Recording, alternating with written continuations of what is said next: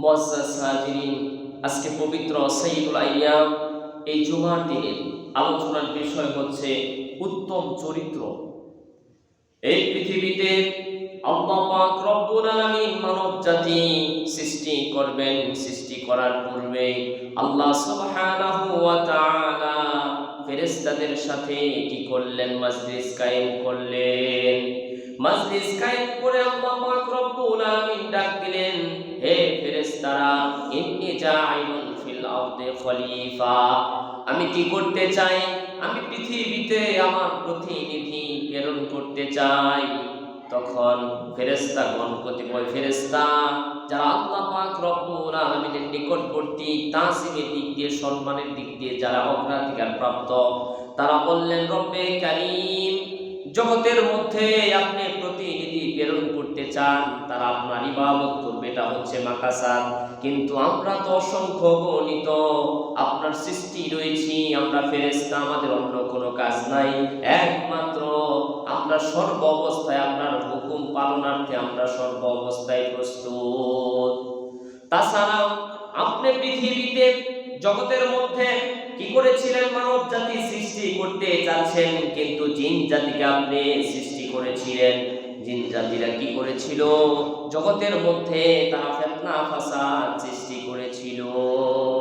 তারা ফিতনা করেছে, তারা আপনাকে ভুলে গিয়েছে, নিজের মতের প্রাধান্য দিয়েছে, তাদের চরিত্র সংশোধিত ছিল না। আল্লাহ পাক রব্বুল আলামিন জানিয়ে দিলেন যে আমি যেটা জানি, আমি রব, আমি আলিমুল গায়ব, অদৃশ্য জগতের যা কিছু আছে সব জ্ঞান আমি আল্লাহ রাখি। কিন্তু ফেরেশতা, ইন্নী আ'লামু মা লা তা'লামুন, আমি যেটা জানি তোমরা সেটা জানো না। আমি পৃথিবীতে প্রতিনিধি প্রেরণ করতে চাই। এখানে প্রথম শিক্ষা হলো পৃথিবীর সকল মানুষকে, মানব জাতিকে আল্লাহ পাক রব্বুল আলামিন বুঝিয়ে দিলেন যে আমি হচ্ছি রব, আমার কারোর সাথে পরামর্শ করার প্রয়োজন নাই। কথা বলেন ঠিক না ঠিক? এই জগতের মধ্যে আল্লাহ মানব জাতিকে শিক্ষা দিলেন, রে মানব জাতি, তোমরা হয়তো পদ পজিশনের পাওয়ারের দিক দিয়ে, ক্ষমতার দিক দিয়া, অর্থের দিক দিয়া তুমি কি থাকতে পারো, পাওয়ারফুল থাকতে পারো। তুমি যদি পরিবারের মেম্বারও হও, পরিবারের সাথে কোনো একটা কাজ ভালো মন্দ তুমি যদি করতে চাও, সকলকে বসে পরামর্শ করো। এটা আল্লাহ শিক্ষা দিলেন, পরামর্শ করা। রাসূলুল্লাহ সুন্নাত হচ্ছে যে কোনো কাজ রাসূল করতেন, সামনে যদি কোনো কাজ করতেন, রাসূল কি করতেন? সাহাবীদের সাথে এবং পরিবার বর্গের সাথে কি করতেন? রাসূল পরামর্শ করতেন। সুবহানাল্লাহ। মুআজ্জাজ হাজিরিন, আমার অন্যদিকে টপিকের আলোচনার বিষয় নয়। আল্লাহ পাক রব্বুল আলামিন কি করেছেন? এই জগতের মধ্যে পৃথিবীর মানুষগুলা যারা আমরা আছি, আপনার আমার চরিত্র যদি নষ্ট হয়ে যায়, এই চরিত্র সংশোধন যদি ভালো হোক মন্দ হোক, চরিত্র সার্টিফিকেট দেয় কে? কথা বলেন। সমাজের মধ্যে, এই সমাজে আমরা যারা বসবাস করতেছি, খিলগাতিতে এমপি বাড়ি আমরা যারা আছি, আমাদের চারিত্রিক সনদ সর্বপ্রথম কে দিবে বলেন তো? সর্বপ্রথম আমাদের এলাকাবাসী, যাদের সাথে আমরা ফার্স্ট টাইম চলাফেরা করি। কথা বলেন ঠিক না ঠিক? কিন্তু আপনি আমি যখন কোন সরকারি কর্মকাজে অথবা কোনো জবের মধ্যে আমরা কি করতে চাই? জয়েন করতে চাই, তার পূর্বে ওখান থেকে কি দেওয়া হয়? একটা টপিক দেওয়া হয় যে আপনি কি করেন? একটা চারিত্রিক সনদ নিয়ে আসেন। বলে কি বলে না? চারিত্রিক সনদের জন্য আমরা কোথায় যাই? ইউনিয়ন পরিষদে যাই, উপজেলা পরিষদে যাই। কথা বলেন ঠিক না ঠিক? অথবা ছাত্রের ছাত্রত্ব শেষ হয়ে গেল, এখন অন্য জায়গায় সে কি করবে? সাবমিট করবে, অন্য জায়গায় ভর্তি হবে, অ্যাপ্লিকেশন করবে। ভর্তি হওয়ার পূর্বেও সেইখানে প্রতিষ্ঠানে ট্রান্সক্রিপ্ট দরকার আছে না নাই? অর্থাৎ ছাত্রের বৈশিষ্ট্য, তার মধ্যে রংসাই কোনো দিক আছে কিনা, সেই দিকটা কি করে দেয়? এখানে হেডমাস্টার অথবা গুরুত্বপূর্ণ টিচার যারা আছে, তার চারিত্রিক সনদ দিয়ে দেয়। কথা বলেন ঠিক না ঠিক? কিন্তু জগতের মধ্যে আল্লাহ পাক রব্বুল আলামিন পৃথিবীর বাসীকে জানিয়ে দিলেন যে আমি হাবিব আপনার চরিত্রকে মহান চরিত্র বানিয়ে দিয়েছি। আল্লাহ পাক রব্বুল আলামিন কলামের মধ্যে, সূরাতুল কলামের মধ্যে জানিয়ে দিলেন, ওয়া ইন্নাকা লাআলা খুলুকিন আযীম। সুবহানাল্লাহ। আল্লাহ পাক রব্বুল আলামিন আপনার আমার রাসূল আল্লাহ পাক অন্য কোন নবী রাসূলের চরিত্র সম্পর্কে, অন্য কোন মানুষ, অন্য কোন মাখলুকের চরিত্র সম্পর্কে আল্লাহ পাক রব্বুল আলামিন সার্টিফিকেট দেন নাই। একমাত্র আপনার নবী, আমার নবী, আখিরি নবী মুহাম্মদুর রাসূলুল্লাহ সাল্লাল্লাহু আলাইহি ওয়াসাল্লামের চরিত্রের সার্টিফিকেট দিয়েছেন কে? জবান খুলে বলেন কে? আল্লাহ দিয়েছেন। চরিত্র রাসূলের চরিত্রের সার্টিফিকেট দিয়েছেন। এজন্য আমাদের রাসূল হচ্ছেন পৃথিবীর মধ্যে সবচাইতে চরিত্রের দিক দিয়া, সর্বদিক দিয়া তিনি হচ্ছেন শ্রেষ্ঠ। বলেন সুবহানাল্লাহ। আল্লাহ সুবহানাহু ওয়া তাআলা তিনটা জায়গায়, তিনটা প্লেসে, তিনটা অবস্থায় আযীম শব্দটা ব্যবহার করেছেন। কয়টা জায়গায়? জবান খুলে বলেন কয় জায়গায়? তিন জায়গায় আল্লাহ আযীম শব্দ ব্যবহার করেছেন। নাম্বার 1 হচ্ছে আল্লাহ পাক রব্বুল আলামিন যে আরশ রয়েছে, সেই আরশকে আল্লাহ পাক আযীম বলেছেন। আল্লাহর আরশটা হচ্ছে মহান। সুবহানাল্লাহ। 2 নাম্বার আল্লাহ পাক রব্বুল আলামিন বলে দিয়েছেন, কোরআনকে বলেছেন কোরআনুল আযীম। সুবহানাল্লাহ বলেন। কোরআনটা যদিও 6666টা আয়াত কোরআনের মধ্যে আছে, কিন্তু কোরআনের ব্যাখ্যাটা হচ্ছে ব্যাপক পরিমাণে, যা কোনো মানুষের পক্ষে বিশ্লেষণ করা সম্ভব নয়। কথা বলেন ঠিক না ঠিক? এজন্য মুআজ্জাজ হাজিরিন এবং আল্লাহ পাক রব্বুল আলামিন কোরআনের মধ্যে এমন অনেক বিশেষত্ব দিয়েছেন যে কোরআন নিজেই আযীম, মহান। কেন? কোরআন আল্লাহর সাথে রিলেটেড। সুবহানাল্লাহ বলেন। আল্লাহর সাথে রিলেটেড, আল্লাহর কালাম, আল্লাহর কথা হচ্ছে কোরআন। বলেন না সুবহানাল্লাহ। এজন্য মুআজ্জাজ হাজিরিন কোরআন কারীমকে কাদিম বলা হয়, অর্থাৎ যার কোনো নশ্বর নাই, যার কোনো ধ্বংস নাই। কোরআন কি হবে না? ধ্বংস হবে না, কিন্তু তামাম পৃথিবীর সবকিছু কি হয়ে যাবে? ধ্বংস হয়ে যাবে।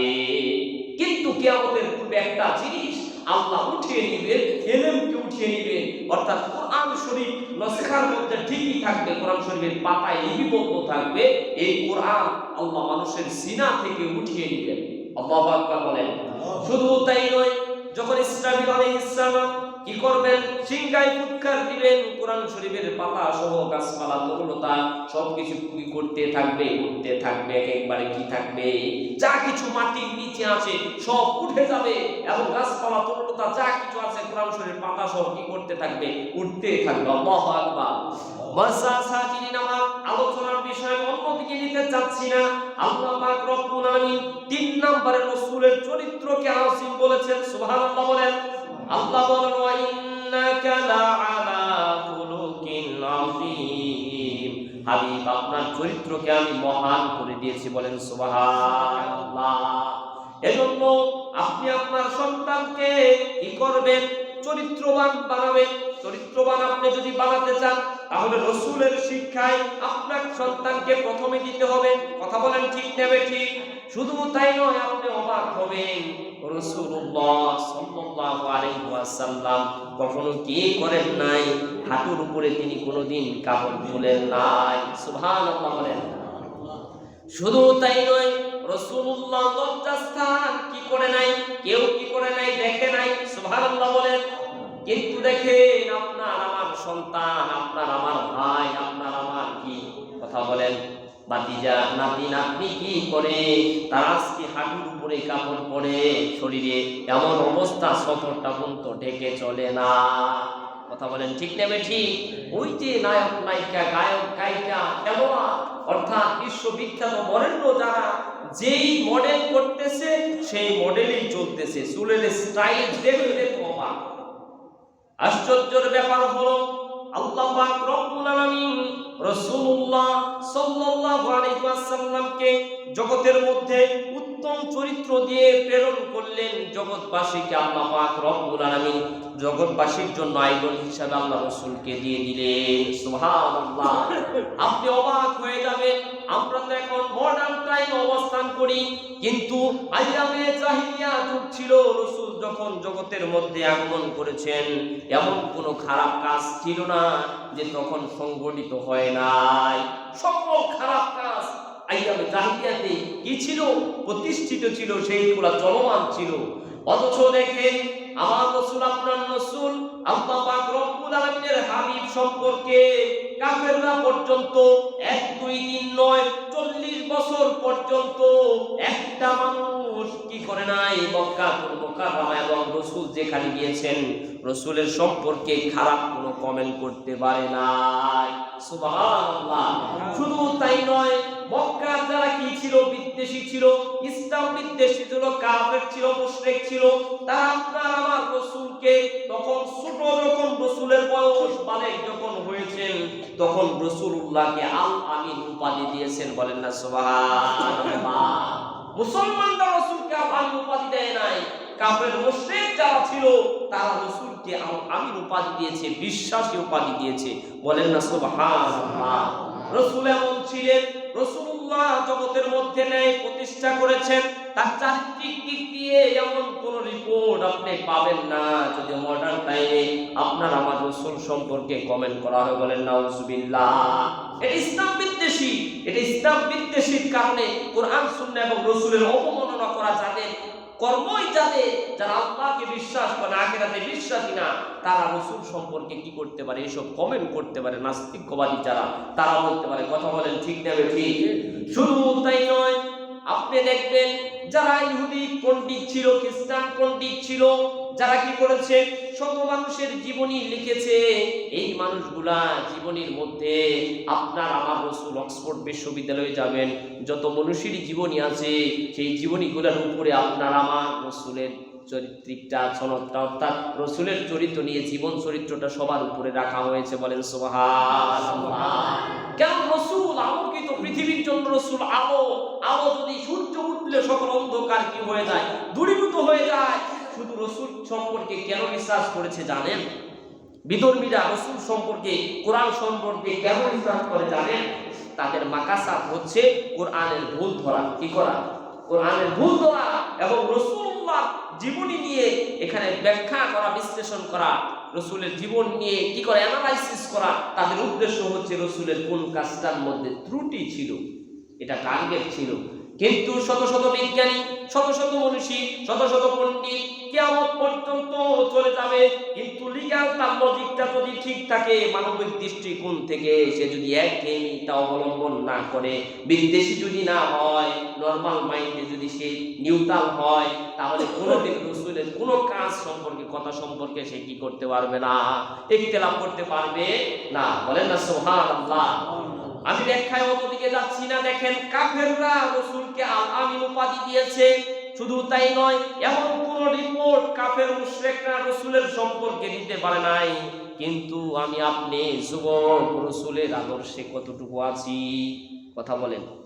সমাজের মধ্যে আমরা তো এমন যুবক যে আমার মা বাবা আমার প্রতি বিশ্বাসী না। কথা বলেন ঠিক নেবে ঠিক? জবান খুলে বলেন, আমার মা বাবা আমার প্রতি বিশ্বাসী না, আমার মা বাবা আমার চরিত্র নিয়ে কনফিউশন করে, তাহলে আমার চাচা চাচি বা প্রতিবেশী যারা নিকটবর্তী তারা কিরকম করবে? কথা বলেন। কোন বাবা কোন মা যদি তার সন্তান চরিত্র সম্পর্কে যদি কি করতে অ্যাক্টিভ থাকতে পারে, সে যদি কমেন্ট করতে পারে না আমার ছেলের চরিত্রটা পারফেক্ট আছে, তাহলে ওই সন্তানটাও কি যদি ওইভাবে ছোট থেকে গড়ে তোলে, তাহলেই সে চরিত্রবান হবে। কথা বলেন ঠিক না ঠিক? আপনি যদি রাসূলুল্লাহর আদর্শে আপনার ছোট বাচ্চাটাকে ছোট থেকেই গড়ে তোলেন, সে ছাত্রটা আমি করে বলে এলেমটা ওই বাচ্চাটা কি হবে না, কখনো চরিত্রহীন হবে না। আর আপনি আপনার সন্তানের প্রতি অবিশ্বাসী হবেন না, এবং পাড়া প্রতিবেশী সমাজবাসী আপনার ছেলের সম্পর্কে কি করতে পারবে না, কমেন্ট করতে পারবে না। পারবে? কথা বলেন। দোষ আছে বিদায় আমি ইমাম, আমার সম্পর্কে কমেন্ট যদি আসে, একটা দিক হচ্ছে যে যারা বিদ্বেষী, যারা আলেম ওলামার বিদ্বেষী, তারা কমেন্ট করবে, এটা স্বাভাবিক। কিন্তু যদি নরমাল মাইন্ডে বা কোনো দিক ইমামের মধ্যে কোনো ভুল ত্রুটি যদি থাকে, তাহলেই তো সমালোচনার পাত্র হয়। কথা বলেন ঠিক না বেশি? তার মানে ভুল আছেই, এই সমালোচনার পাত্র যে কোনো টপিক অবশ্যই আছে। ঠিক তেমনি ভাবে আমার যুবক ভাইরা যারা আছেন, মনে রাখবেন আপনি পারফেক্ট। আপনি যদি আপনার বাবা মার কাছে পারফেক্ট হতে পারেন, সমাজের কাছে পারফেক্ট হতে পারেন, রাসূল বলেছেন খায়রুন নাস মা ইয়ানফাউন নাস, ওই ব্যক্তিটা উত্তম যে মানুষের কাছে উত্তম। সুবহানাল্লাহ। এইজন্য আমার কথা কাজ চলন ফিরন যত কিছু আছে এভরিথিং আমার কি হতে হবে, আমার এমন মাইন্ড হতে হবে যাতে কোনো মানুষ আমার বিদ্বেষী না হয়। কথা বলেন ঠিক না বেশি? আর আমরা তো অনেক বড় হয়ে গেছি, আমরা আমাদের বাবার চাইতে বেশি বুঝি। কথা বলেন, আমরা আমার বাবার চাইতে চাচার চাইতে বেশি বুঝি। এমনও আছে নিজের বাবা একে, কিন্তু সেখানে বলা হচ্ছে জোরে জোরে কথা বলা হচ্ছে। আমার ফ্যামিলিগত ভাবে একটা ম্যাটার নিয়ে আমরা বসছিলাম, একটা কথা আসলো, আমি সেখানে কথা বলতে চাইলাম, আমার বাবা স্ট্যান্ডিং। আমার বাবা আমাকে বললেন, যেখানে আমি উপস্থিত আছি তোমার কথা বলার কি দরকার আছে? আমি থেমে গেলাম। আর কোনো ছেলে আছে? বাবা উপস্থিত থাকলে কথা বলার কোনো অপশন আছে? অথচ আমার মেজো চাচার ছেলে আমার ছোট ভাই, বংশের মধ্যে আমার বাবা বড়, আবার আমিও মানে বাবার ছেলের দিক দিয়ে আমি আমার ভাই বড় ভাইদের মধ্যে, তাহলে আমি বড়। তাই আমার মেজো চাচার ছেলে কথা বলতেছে, সেখানে কোনো তার বাবাও কিছু বললো না, সে বললো না, সে একটু অন্যদিকে কথা বলতেছে। আমি আবার সেটা ওই তাকে থামিয়ে দেওয়ার জন্য, যেহেতু আমার ছোট ভাই কথা বলতেছে, সেখানে আমার কথা বলার অগ্রাধিকার থাকতেই পারে। কথা বলেন ঠিক না বেশি? কিন্তু আমার বাবা বললেন, যেখানে আমি আছি তোমার কথা বলার কি দরকার আছে? তো যাই হোক, এটা আমি সিম্পল একটা কথা বললাম যে জাস্ট আনুগত্যতা, অর্থাৎ আমরা আমাদের সন্তানকে সেইভাবে গড়ে তুলতে পারি না, চারিত্রিক দিক দিয়ে হোক অর্থাৎ আদার সাইড দিয়ে হোক। আমরা যদি তাই করতে পারতাম, তাহলে আমার ছেলেটা, আমার ভাইটা, আমার ভাতিজাটা, আমার নাতি নাতনিটা তারা কি হলো, তারা এমন কি হলো যে বৃদ্ধ দেখলে যারা সম্মানিত তাদের সাথে অনার করতে চায় না, কি হলো? তার মানে অবশ্যই ত্রুটি আছে। বড়দের মনে রাখবে যে হাজার ভুল হলেও, হাজার ভুল আছে, কিন্তু সে বাবার বয়সী ভুল করেছে, আপনি তাকে মারতে পারবেন? মারতে পারবেন? কথা বলেন, ভুল করেছে না, ভুল আছে, সংশোধন আছে, কথার কোয়ালিটি আছে, কিন্তু তাকে তো আপনি মারতে পারেন না, পারবেন? এমনও হয় যে কি করে, যে মুরব্বী শ্রেণীর মানুষ কি করে দেয়, যুবক রাগান্বিত হয়েছে, খাওয়া আছে, মেরে দেয়, আছে না নাই? অনেক জায়গায় মিডিয়ার মধ্যে দেখা যায়। আফসোসের বিষয় হচ্ছে সেই জাতির জন্য যে বয়সের দিক দিয়ে প্রায় গুরুত্বপূর্ণ তাকে তাজিম করলো না। তো যাই হোক মুআসসাসাই, এটা চরিত্রের একটা অংশ। অর্থাৎ আপনার ছেলেটা, আপনার সন্তানটা, আপনার ভাইটা যদি অ্যাক্সেস হয়ে গেল, তাহলে চরিত্রটা যদি সঠিক থাকতো, তাহলে তো এরকম করতে পারতো না। তার আদর্শ শিক্ষার অভাব, রসুলের আদর্শ যদি তার মধ্যে থাকতো, তাহলে কি করতে পারতো? তো যাই হোক মুআসসাসাতি, আমরা নরমাল মাইন্ড হওয়ার চেষ্টা করব, আমরা পিতামাতার আনুগত্য হওয়ার চেষ্টা করব, এলাকার মুরব্বীদের তাজিম করার চেষ্টা করব। যদি আমরা তাজিম করতে পারি, তাহলে আমার এলাকাবাসী বা আমার মুরব্বীরা আমাকে তাজিম করবে। সুবহানাল্লাহ। এজন্য রাসূল বলেছেন, খয়রুন নাসি মাইয়ান, ওই ব্যক্তি উত্তম যে মানুষের কাছে উত্তম। আপনি মানুষের কাছে প্রিয় পাত্র হন, দেখবেন আল্লাহর কাছে আপনি প্রিয় পাত্র হয়ে গেছেন। সুবহানাল্লাহ। আল্লাহ পাক আমাদেরকে দুনিয়া আখিরাতের সঠিক বুঝ দান করেন, সকলে বলি আমিন। আল্লাহ সুবহানাহু ওয়া তাআলা যেন আমাদেরকে রাসূলের চরিত্র অনুযায়ী চরিত্রবান হওয়ার তৌফিক দেন, সকলে বলি আমিন। ওয়া আখিরু দাওয়ানা আলহামদুলিল্লাহি রাব্বিল আলামিন। আসসালামু আলাইকুম ওয়া রাহমাতুল্লাহি ওয়া বারাকাতুহু।